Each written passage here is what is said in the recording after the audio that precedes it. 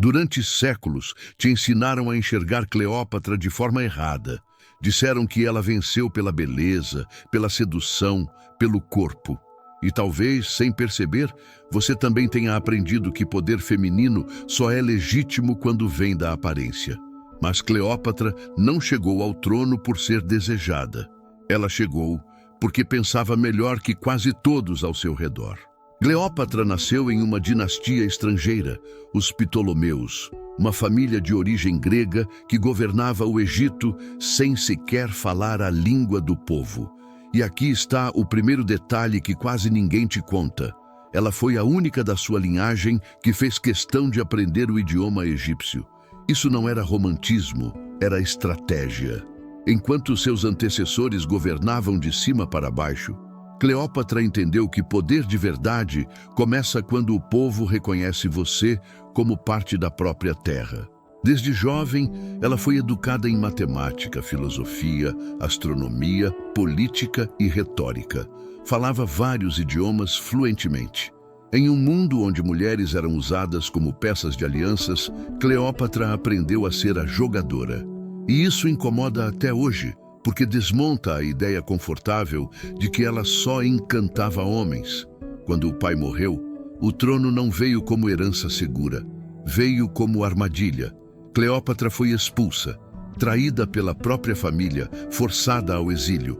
E é aqui que a história deixa de ser conto antigo e começa a tocar em algo muito atual. Ela poderia ter desaparecido, aceitado o apagamento, vivido à sombra do que perdeu. Mas escolheu voltar, não com exércitos gigantes, mas com inteligência, leitura de cenário e domínio emocional.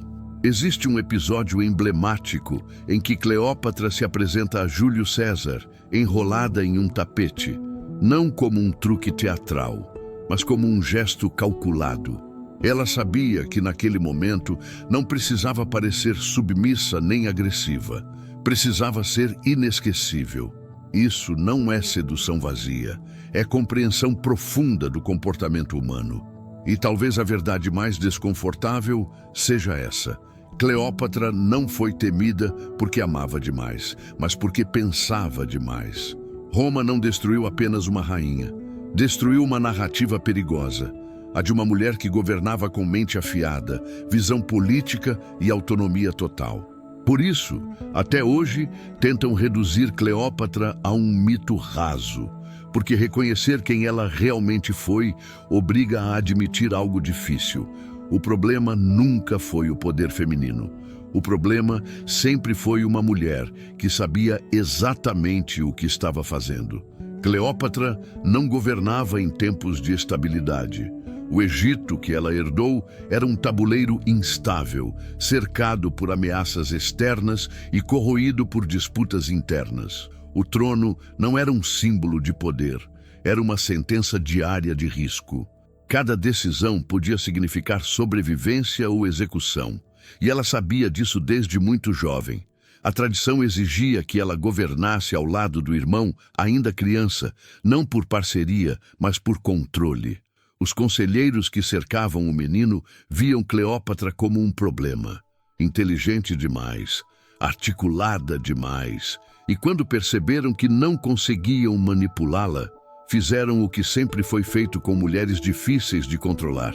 Afastaram-na do poder e a expulsaram da própria terra. O exílio não foi apenas geográfico, foi psicológico. Cleópatra deixou para trás o palácio, os símbolos, a segurança, mas levou consigo algo que ninguém podia confiscar. A leitura precisa do jogo político. Enquanto seus inimigos acreditavam que ela estava derrotada, Cleópatra observava, estudava, esperava. Ela entendeu que o poder raramente é retomado pela força bruta. Ele retorna pela brecha certa, no momento exato. Roma estava em guerra civil. Júlio César precisava de estabilidade no Egito, principal fornecedor de grãos do Mediterrâneo. Cleópatra percebeu isso antes de todos. Não se apresentou como súplica, mas como solução. Não pediu ajuda, ofereceu vantagem. Essa diferença muda tudo. Ao retornar, ela não impôs medo, impôs presença. Falava olhando nos olhos, argumentava com lógica, não se curvava emocionalmente.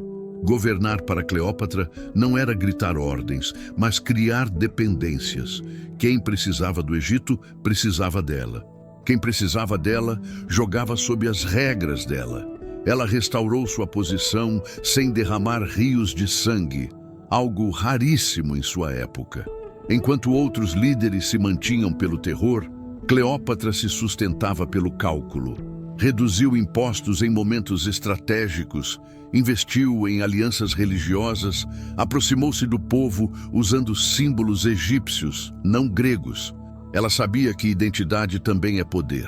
E aqui está um detalhe que muda completamente a leitura da sua história. Cleópatra não governava movida por ego, mas por visão. O Egito não era apenas um reino para ela, era um legado ameaçado por um império faminto.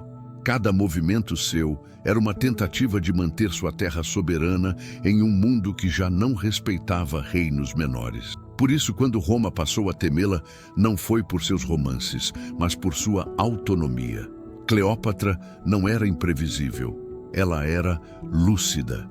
E pessoas lúcidas são perigosas quando se recusam a obedecer narrativas prontas. Talvez seja por isso que sua história ainda incomoda, porque ela prova que poder não nasce do controle sobre os outros, mas do domínio sobre si mesma. E isso, ontem ou hoje, continua sendo a forma mais difícil de poder de enfrentar. Com Júlio César fora de cena, o mundo ao redor de Cleópatra não ficou mais calmo, ficou mais instável. Roma entrou em uma nova fase de disputa interna. E quando impérios brigam entre si, reinos menores sentem o impacto primeiro. Cleópatra entendeu rapidamente que a neutralidade não era uma opção. No silêncio, ela observava quem realmente tinha fôlego para dominar o futuro. Marco Antônio surgiu não como um romance imediato, mas como um contraste. Onde César era cálculo e contenção, Antônio era excesso, emoção e carisma. E Cleópatra percebeu algo que poucos perceberam nele. Por trás da imagem do general impulsivo, havia um homem vulnerável à validação, ao brilho, à sensação de grandeza. Ela não tentou mudá-lo. Fez algo mais inteligente.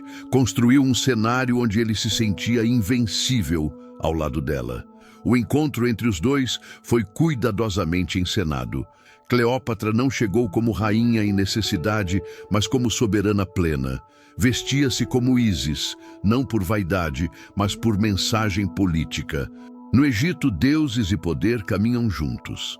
Ao se associar a uma divindade, ela falava diretamente à mentalidade de seu povo e, ao mesmo tempo, impressionava Roma com algo que Roma jamais dominaria: simbolismo profundo. Mas o que parecia aliança começou a se tornar ameaça. Roma não temia o amor entre Cleópatra e Marco Antônio. Temia o que eles representavam juntos: um Oriente forte, rico, organizado e liderado por uma mulher que não aceitava ser figurante na história escrita pelos vencedores. A propaganda romana foi cruel e eficaz.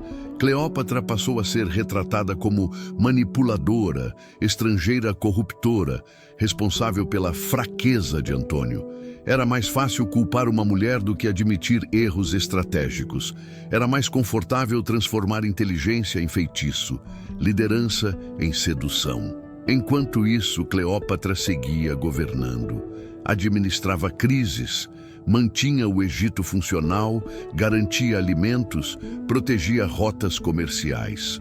Poucos falam disso porque não é glamuroso. Mas é aí que mora o verdadeiro poder. Enquanto discursos inflamados dominavam Roma, ela sustentava um reino inteiro com precisão. Quando a guerra se tornou inevitável, Cleópatra sabia que não estava apenas defendendo seu trono. Estava defendendo a última chance de independência do Egito. A derrota em Ácio não foi apenas militar, foi simbólica. O mundo antigo estava mudando e não havia mais espaço para soberanas que não se dobrassem ao modelo romano. Mesmo encurralada, Cleópatra não perdeu aquilo que sempre a definiu: escolha. Sua morte não foi um ato de desespero, mas de controle. Ela recusou ser exibida como troféu, recusou ser reduzida a espetáculo. Até o fim, decidiu como sua história seria encerrada. E talvez seja por isso que, mesmo derrotada, Cleópatra nunca foi esquecida. Porque impérios caem, propagandas se desfazem, mas a memória de quem viveu com intenção permanece. Cleópatra deixou marcas que vão muito além dos romances e das batalhas. Pouca gente sabe, por exemplo, que durante períodos de fome no Egito ela abriu os armazéns reais para o povo, algo raríssimo entre governantes da época. Isso não era caridade, era visão. Um povo alimentado sustenta um reino de pé. Um povo faminto vira arma nas mãos do inimigo. Ela também foi uma das primeiras líderes a usar a própria imagem como ferramenta política. Moedas com seu rosto circulavam pelo Mediterrâneo, não para exaltar beleza, mas para afirmar soberania. Em um mundo onde o rosto do governante era sinônimo de poder, Cleópatra fez questão de ser vista como ela era, sem suavizar traços, sem esconder força. Isso dizia muito mais do que qualquer discurso. Existe ainda a curiosidade quase esquecida de que Cleópatra escrevia tratados e estudos. Alguns historiadores acreditam que ela produziu textos sobre farmacologia e cosméticos medicinais, misturando ciência e cuidado pessoal muito antes disso ser comum. Para ela, conhecimento não era luxo, era ferramenta de autonomia. E talvez o detalhe mais simbólico esteja na forma como Roma tentou apagá-la. Seus filhos foram levados, suas imagens destruídas, seus registros minimizados. Porque Roma sabia que Cleópatra não era perigosa apenas em vida, ela era perigosa como ideia. Uma mulher que governou com inteligência, estratégia e consciência histórica, ameaça qualquer sistema baseado na obediência cega. Mas histórias como a dela nunca desaparecem completamente.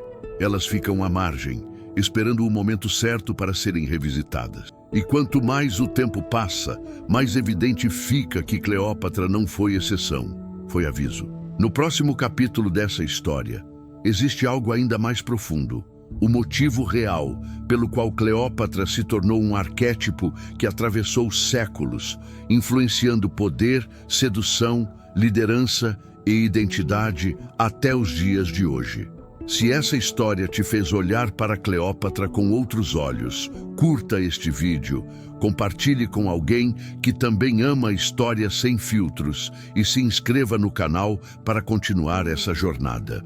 Porque algumas histórias não terminam, elas apenas aguardam quem esteja pronto para escutá-las.